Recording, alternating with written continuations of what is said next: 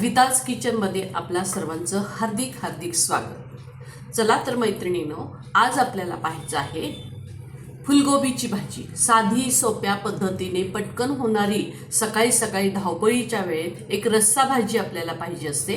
त्यासाठी आपण इथे करणार आहोत फुलगोबीची भाजी।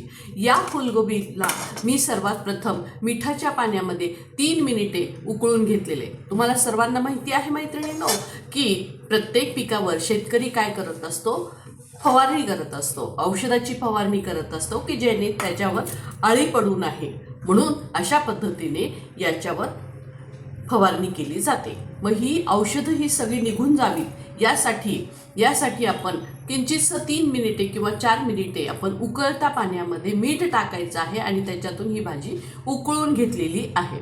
यासाठी आपण वापरत आहोत थोडेसे शेंगदाण्याचं कूट, कढीपत्ता, कोथिंबीर आणि लसूण आणि अद्रकची पेस्ट।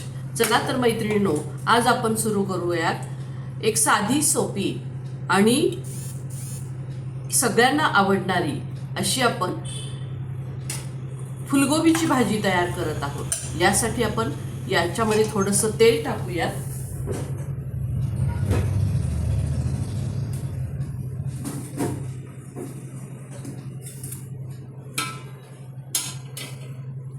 तेल गरम झालं की नाही, हे तेल गरम झाल्यानंतर आपण इथं वापर करत आहोत थोडंसं मोहरी,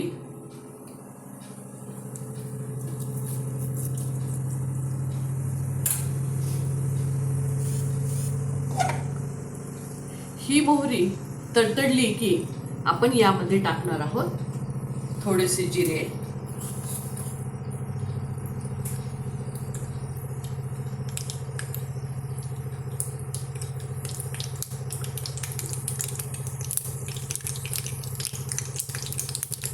यामध्ये या पद्धतीने आपण जिरे टाकत आहोत। यानंतर आपण यामध्ये टाकणार आहोत कढीपत्ता,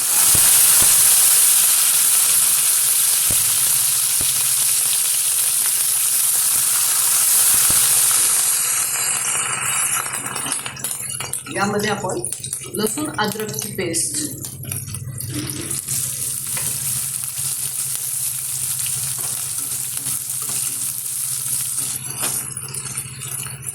हे थोडं किंचितसं हे छानपैकी तळून झाल्यानंतर हे लसूण आणि अद्रक छानपैकी लालसर झाल्यानंतर यामध्ये आपण याच्यामध्ये टाकणार आहोत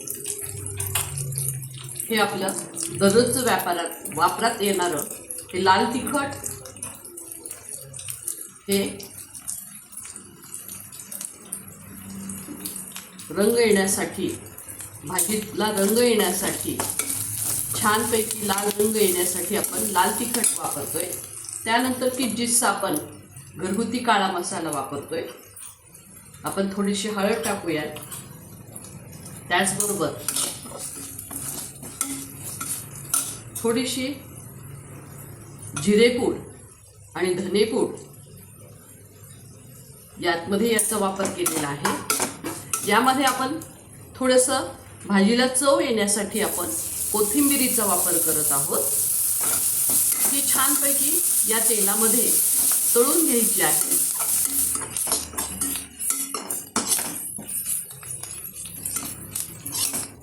आणि तेलात कोथिंबीर तळल्यानंतर भाजीला एक छान प्रकारची चव येत असते। त्यानंतर आपण टाकत आहोत ही फुलगोबी। आपण उकळत्या पाण्यातून काढलेली ही फुलगोबी आहे, ही छानपैकी ह्याच्यामध्ये परतवून घेत आहोत।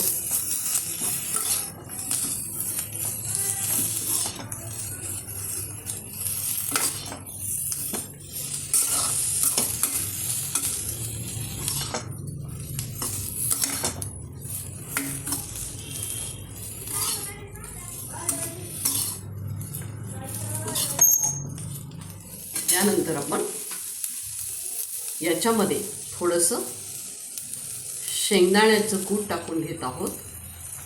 ही भाजी ही रस्सा भाजी असल्यामुळे भाजीला थोडासा घट्टपणा येण्यासाठी आपण इथं शेंगदाण्याच्या कुटाचा वापर करत आहोत.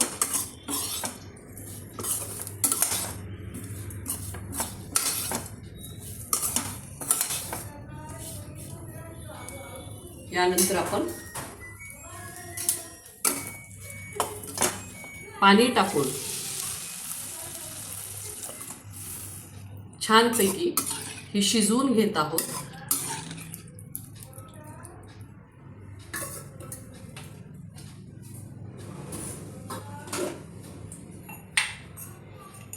त्यानंतर आपण चवीपुरतं मीठ टाकत आहोत.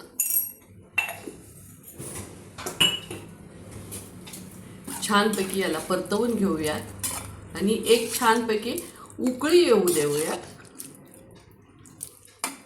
की जेणेकरून फुलगोबी शिजेल.